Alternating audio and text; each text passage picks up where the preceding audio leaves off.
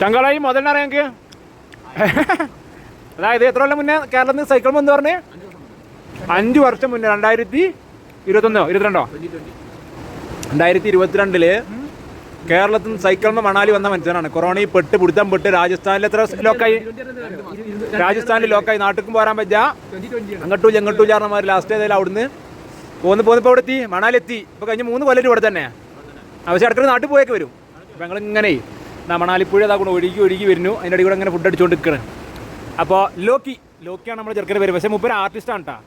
ഇവിടെ ഇപ്പോൾ പരിപാടി എന്താ വെച്ചാൽ ഇവിടെ ഒരു ഏർപ്പാടും കൂടെ ഉണ്ട്. ഏർപ്പാട് പോലെ കാരണം ഇവിടെ മുട്ടിതിരിഞ്ഞ് പോകണ്ടേ, മുന്നോട്ട് അന്നം മുട്ടാതെ പോകണ്ടേ. അപ്പോൾ മുപ്പരി റിസോർട്ടിൻ്റെ ഉള്ളിൽ ചുമരുകൾ ആർട്ട് ചെയ്ത് കൊടുക്കല, അങ്ങനത്തെ ഓരോ പരിപാടികളൊക്കെ ആയിട്ട് ഇങ്ങനെ നാട് പോരും.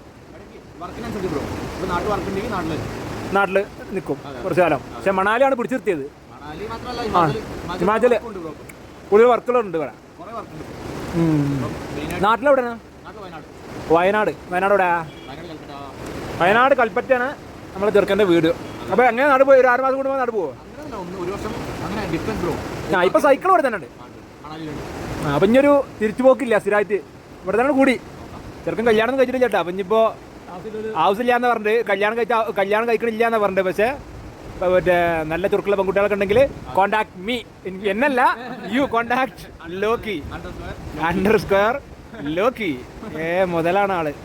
റോക്കി അല്ല ലോക്കി. സിബ്രോ ഇതാക്കണം ഇവിടെ വാണ്ടാറോട് ചെറുക്കണം. അപ്പം അങ്ങനെയൊക്കെയാണ്. അപ്പം ഇങ്ങനത്തെ ആളുകളൊക്കെ ഉണ്ടെന്ന് പറയാം ഭൂമിയിലേ. ഇത്രത്തോളം എൻജോയ് ചെയ്ത് അവനവൻ്റെ ലൈഫ് ആസ്വാദകരമാക്കിയിട്ട് മൂപ്പര് ഇടയ്ക്ക് വാരണാസി പോകും, കസോളിൽ പോകും, ഇവിടുന്ന് ഇങ്ങനെ അങ്ങോട്ടും ഇങ്ങോട്ടൊക്കെ തെറിക്കും. കൂടെ മൂപ്പരും പോവും. അങ്ങനെയൊക്കെ 2-3 കൊല്ലമായിട്ട് ഇവിടെ തന്നെ അങ്ങോട്ടും ഇങ്ങോട്ടൊക്കെ ഉള്ള 2-3 കൊല്ലമായിട്ട് കോൺടാക്ട് ഉണ്ട്.